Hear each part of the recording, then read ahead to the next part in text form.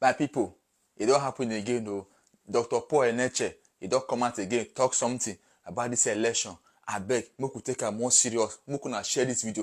Make other people they see this video. Make they have more reason to vote the right person. And this man, when they do this video, when they talk this thing every Sunday, is living fine, is living well. But they feel for the poor masses, the suffer who they suffer for this country. Make una watch and mona yet talk for this video. Mona share this video also. Make it reach people. Make they see learn to do the right thing. Mona watch the video. Food for thought, vote values, part 3. Now someone may ask, why food for thought? The reality is, we are gradually getting overwhelmed with the plague of thoughtlessness in our nation, in our generation. One of our close staff observed the other day that things we should think about in this nation are quickly turned into jokes, jesting.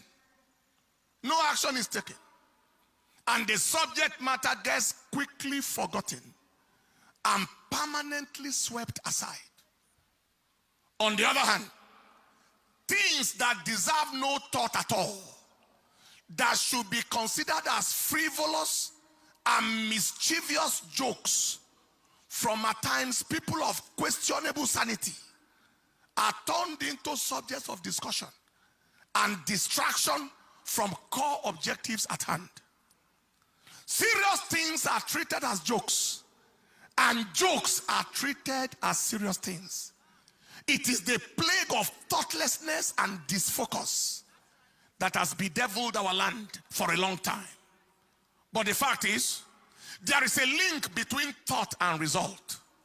Thought determines result. Quality of thought determines quality of result.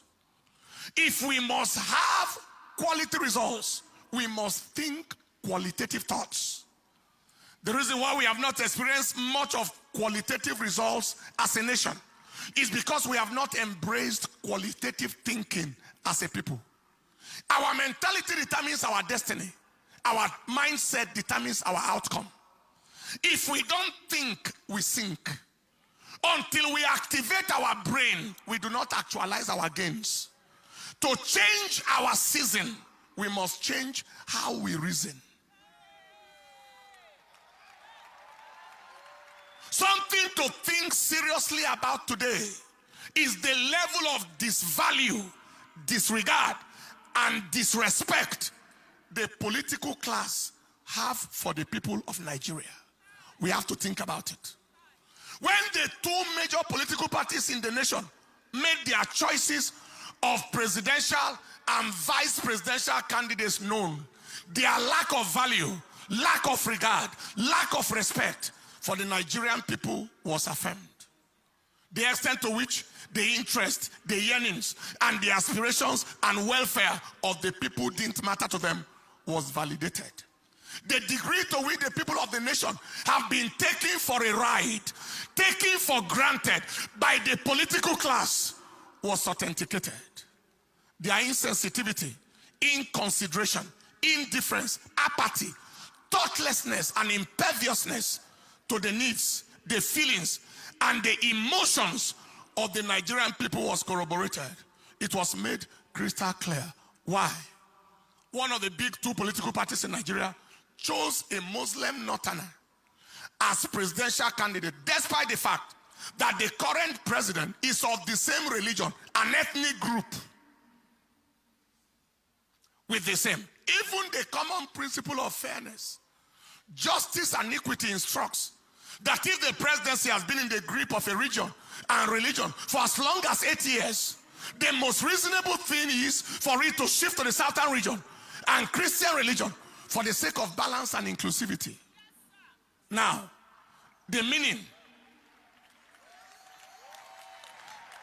of coming under another presidency from the same region, the same religion, the same ethnicity as the current one is, after 8 years of rampaging and ravaging banditry, kidnapping, and herdsmen devastation of indigenous communities under the watch of the current leader, then we step into another 4 or 8 years of continuing destruction and devastation from wherever it stops in the current administration, God forbid.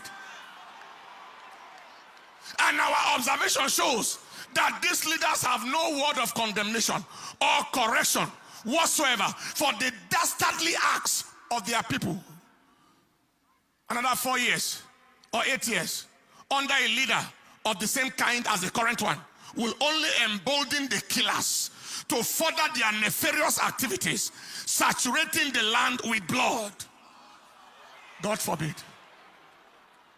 The other of the two big political parties chose a Muslim presidential candidate and a Muslim vice presidential candidate.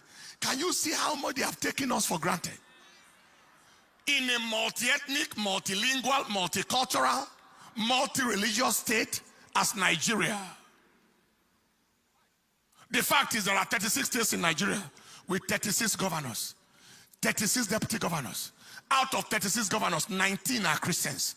That is 53%, more than half. Out of 36 deputy governors, 21 are Christians. That is 58%. Beyond that, of the 6 geopolitical regions in Nigeria, there is an extremely massive Christian population in the South-South, Southeast, Southwest, North Central. That is already 4/6. Even in the Northeast, in Taraba, Adamawa, Gombe, etc., Christians are found in their numbers. Even in the Northwest, in Southern Kaduna, in Kebbi, etc. These facts do not in any way speak of Christianity as a minority religion in this nation. Not at all. In fact, Christianity is far, very far from being a minority religion in Nigeria. People will actually be shocked when a true and realistic census is done in this nation.